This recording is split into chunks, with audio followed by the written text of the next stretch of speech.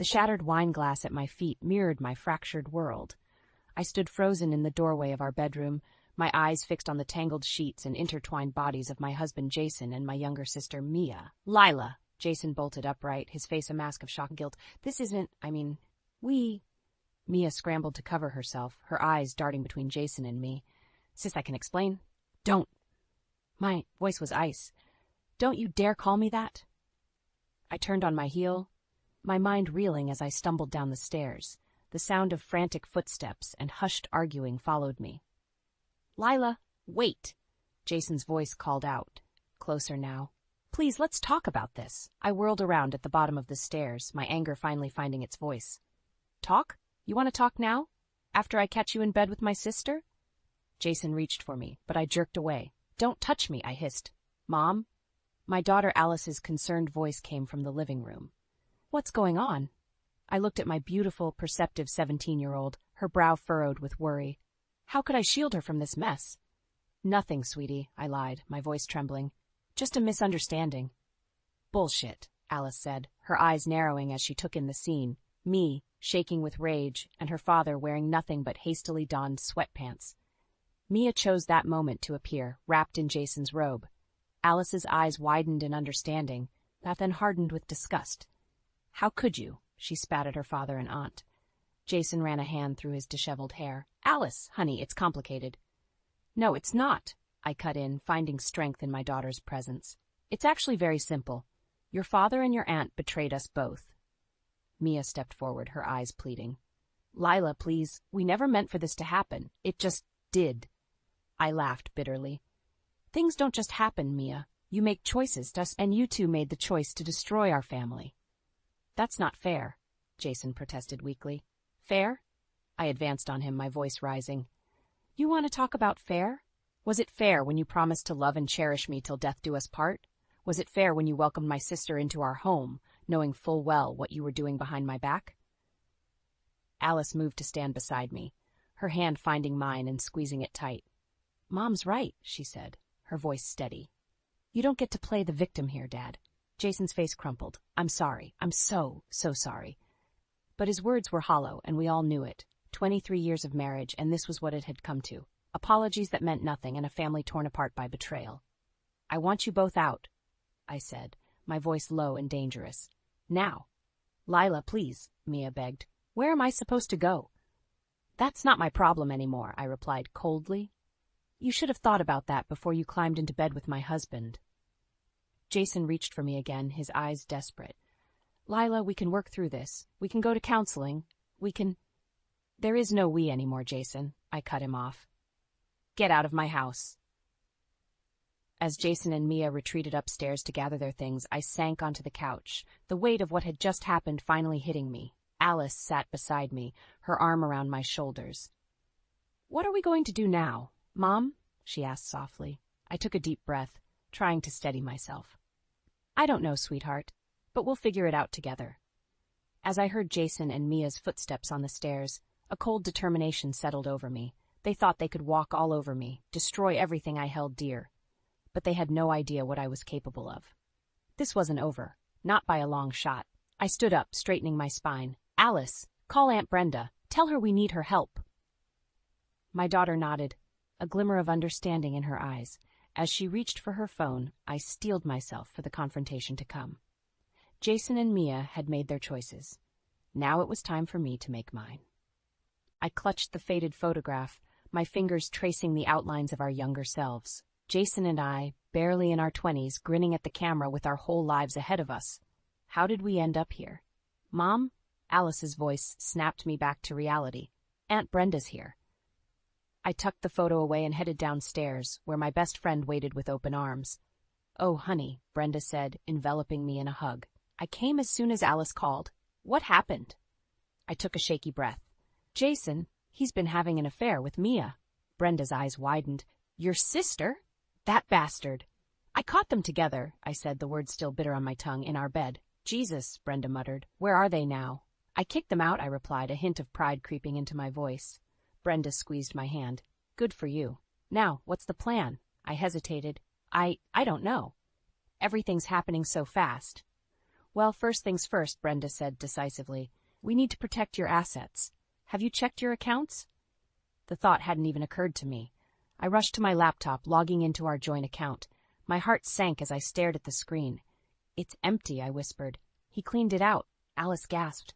Dad wouldn't do that, would he? But the evidence was right there in black and white. Our savings, gone. 23 years of marriage, and this was what it had come to. That son of a bitch, Brenda hissed. Lila, you need to call a lawyer, now.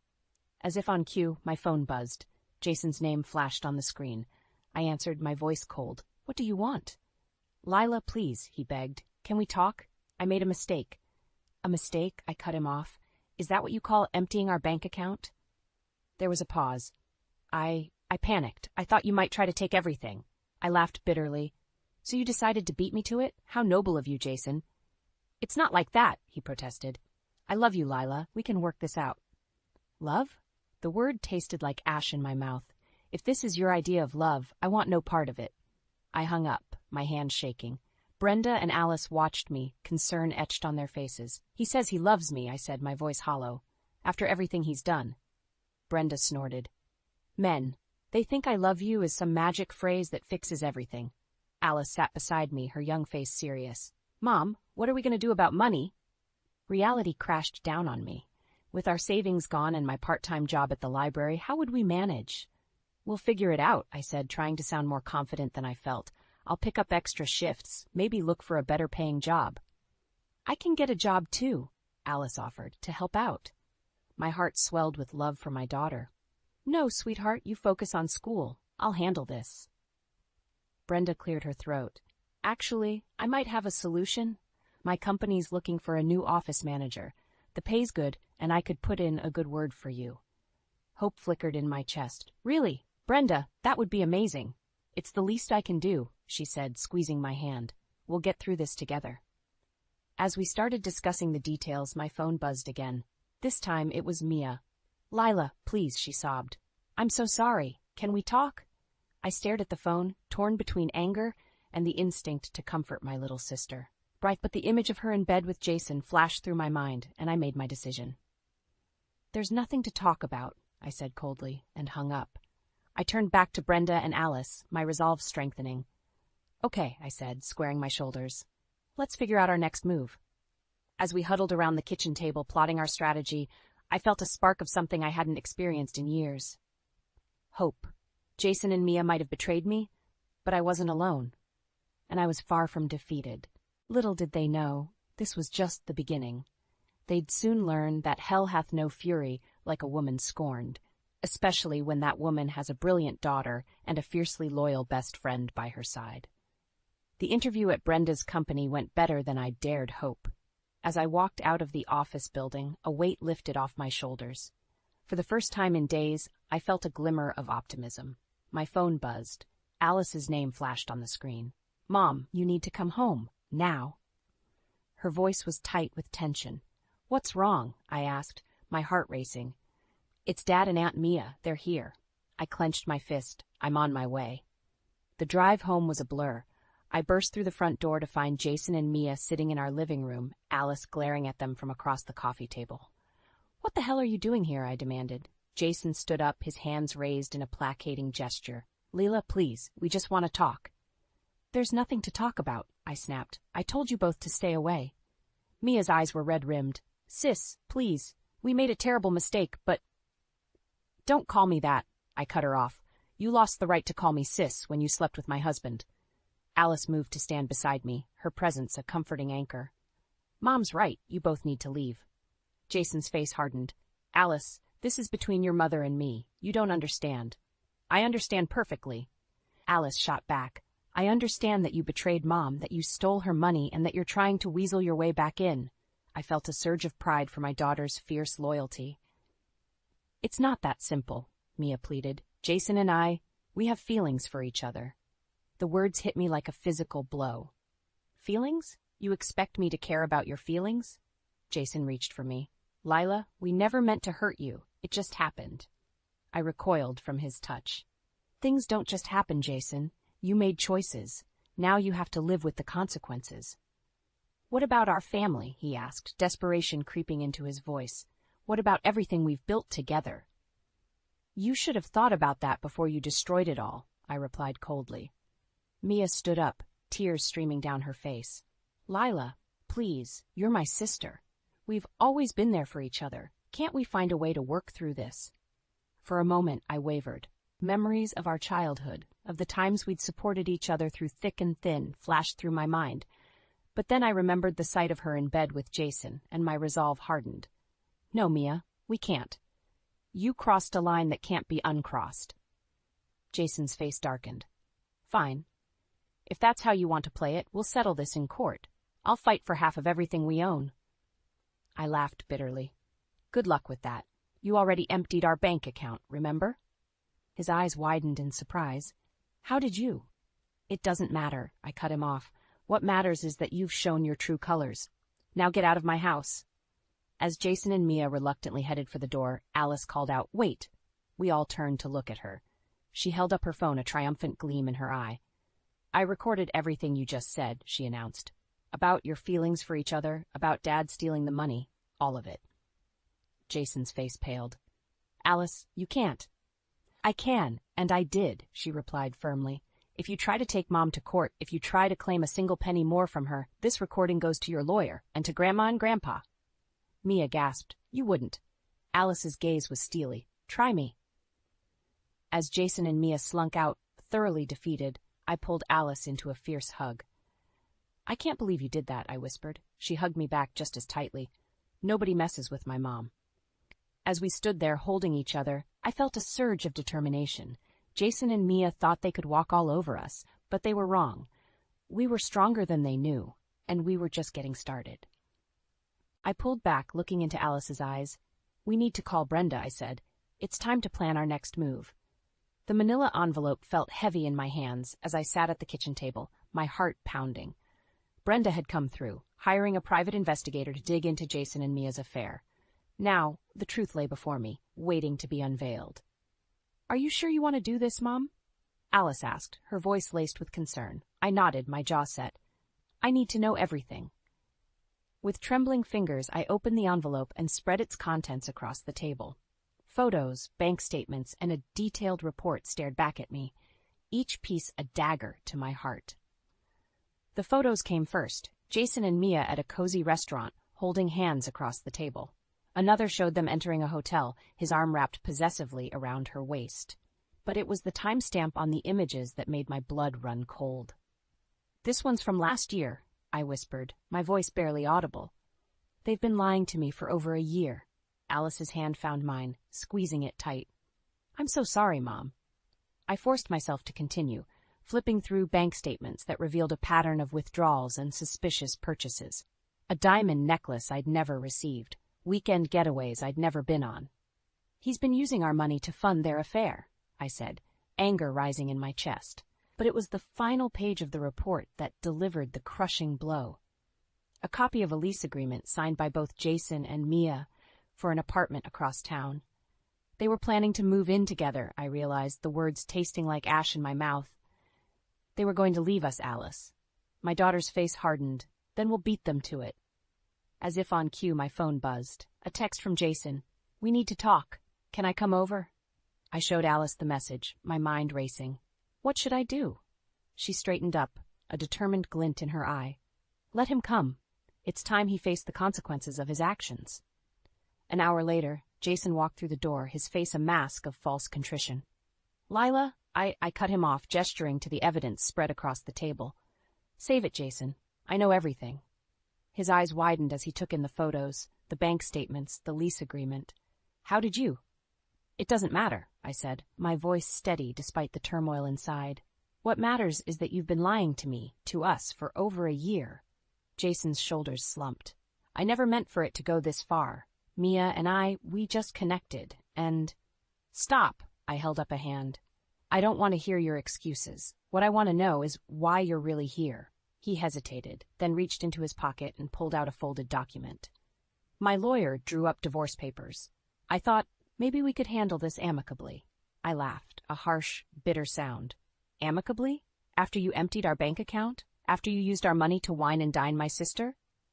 Mom, Alice interjected, her voice tight with anger. Show him. I nodded, sliding the lease agreement across the table. Were you going to tell us about your little love nest, Jason? Or were you just going to disappear one day? The color drained from his face. Lila, I can explain. No need. I cut him off. I think I understand perfectly. You and Mia had it all planned out, didn't you? Drain our accounts, move in together, start your new life. Jason's eyes darted between Alice and me, desperation creeping into his voice. Please, we can work this out. I'll do anything. You're right about one thing, I said, standing up. We are going to handle this, but not on your terms. I picked up the divorce papers, tearing them in half.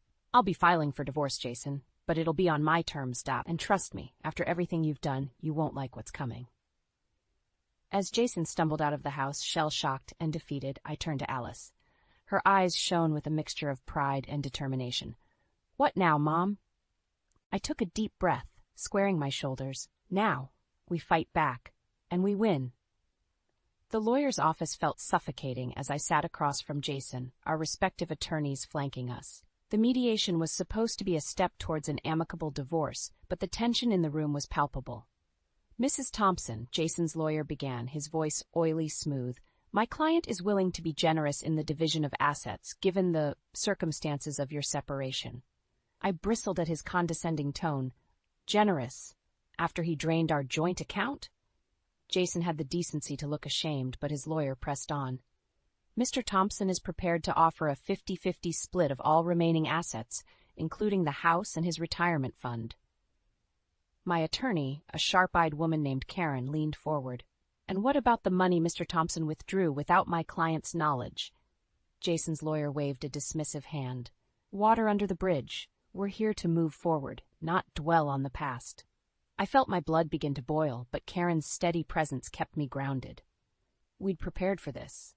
Actually, Karen said, sliding a folder across the table, we have some concerns about Mr. Thompson's financial disclosures. As Jason and his lawyer pored over the documents, I watched their faces change. Shock, then anger, then fear flitted across Jason's features. Where did you get this information? His lawyer demanded. Karen's smile was razor-sharp. Let's just say Mrs. Thompson has friends in high places. Now shall we discuss the real numbers?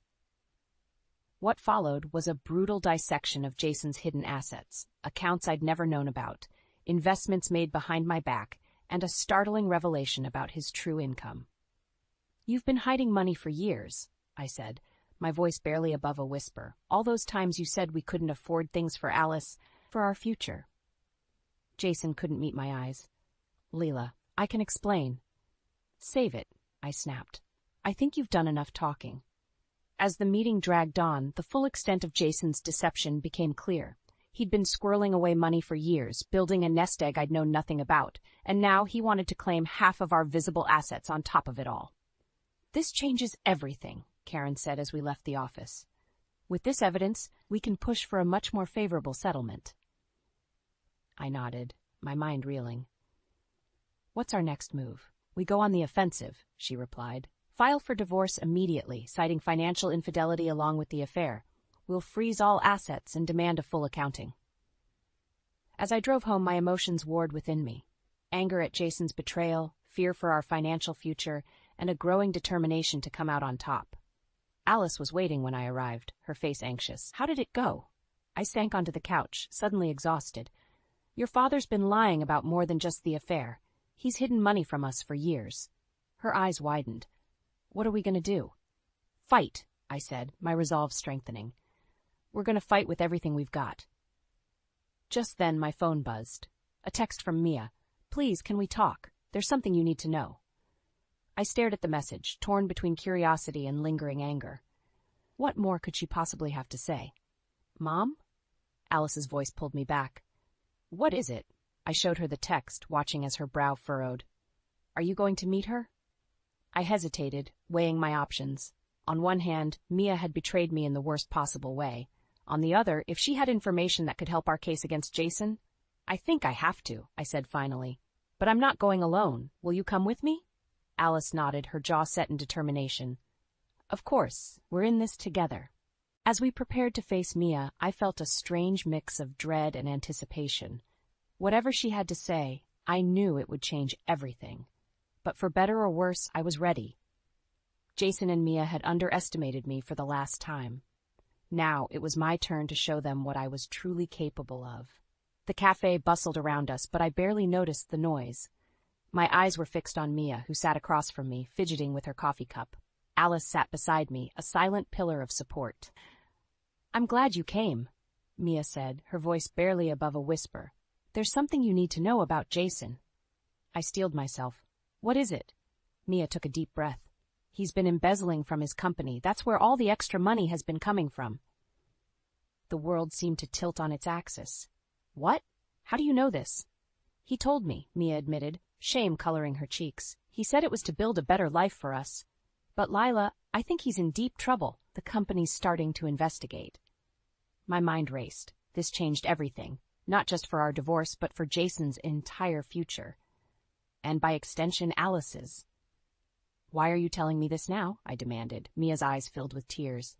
"Because I realized what a horrible mistake I've made. Jason, he's not the man I thought he was, and I've ruined everything for a lie." Part of me wanted to reach out to comfort my little sister, but the wound was still too raw. "You're right," I said coldly. "You have ruined everything, but thank you for telling me." As we left the cafe, Alice grabbed my arm. "Mom, what are we going to do?" I squared my shoulders. "We're going to see Brenda. Now." An hour later, we sat in Brenda's living room, laying out everything we'd learned. Her face grew grimmer with each revelation. "Lila, honey, this is serious," she said. "If Jason goes down for embezzlement, it could affect you and Alice too. They might try to seize assets, even if they're in your name." Panic clawed at my throat. "What can we do?" Brenda leaned forward, her eyes intense. "I have a friend in the DA's office. If we move fast, we might be able to get ahead of this. But Lila, it means turning Jason in." The weight of the decision pressed down on me. Turn in my husband, the father of my child? But if I didn't, we could lose everything. "Mom," Alice said softly, "I think we have to do it. Dad made his choices. We shouldn't have to pay for them." I nodded, feeling a strange mix of resolve and heartbreak. "You're right. Let's do it." The next few days were a whirlwind. Meetings with lawyers, late-night strategy sessions with Brenda, and tense conversations with Alice about our uncertain future. Through it all, I felt like I was walking a tightrope, one misstep away from disaster. Then, on a rainy Tuesday morning, it all came crashing down. I was at my new job, the one Brenda had helped me get, when my phone exploded with notifications. News alerts, texts from friends, and a frantic call from Alice. "Mom, turn on the TV," she said, her voice shaking. "They've arrested Dad." I rushed to the break room where a small crowd had already gathered around the television. There, in vivid color, was Jason being led out of his office in handcuffs. The ticker at the bottom of the screen screamed, "Local businessmen arrested for embezzlement." My coworkers turned to stare at me, their faces a mix of pity and curiosity. I felt exposed, raw, as if my entire life was being broadcast for the world to see. As I stumbled back to my desk, my phone buzzed again. A text from an unknown number. "How could you do this to me?" "To us? You'll regret this, Lila. I swear you will. Jason."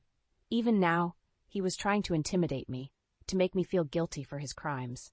I sank into my chair, overwhelmed by the magnitude of what had just happened. We'd set this in motion, Alice and I. We'd chosen to fight back, to protect ourselves. But as the reality of our new situation settled in, I couldn't help but wonder. At what cost?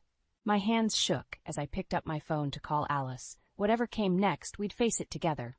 We had to, because now, more than ever, we were all we had left. The courtroom felt suffocating as I sat beside my lawyer, watching Jason in his orange jumpsuit. The past few weeks had been a whirlwind of legal meetings, press conferences, and sleepless nights. Now it all came down to this moment. "Your Honor," the prosecutor began, "the state has overwhelming evidence of Mr. Prowl Thompson's embezzlement. We're prepared to offer a plea deal."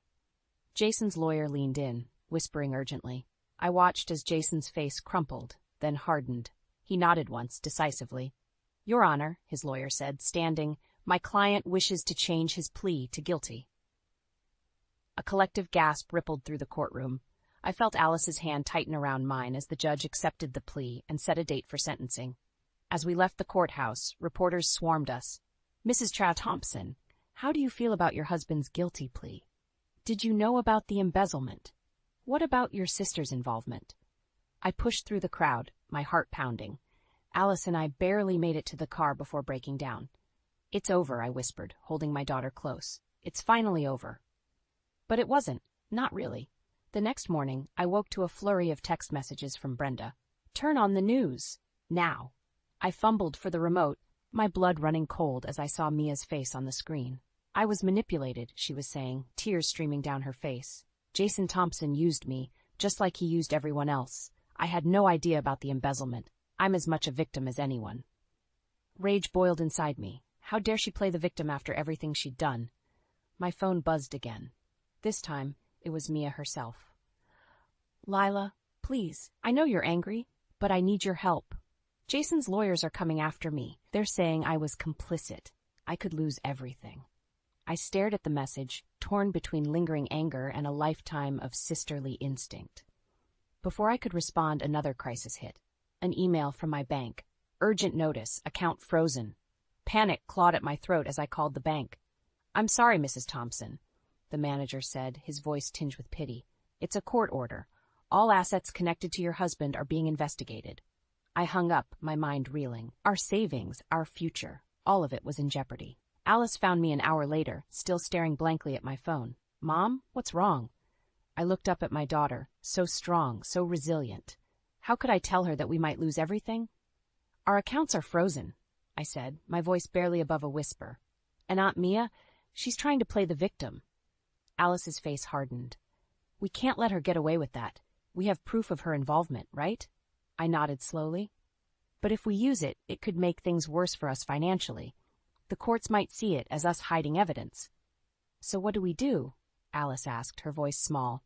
Before I could answer, my phone rang. Jason's lawyer. Mrs. Thompson, he said, his voice oily smooth. My client would like to speak with you. He says he has a proposition that could solve all your problems.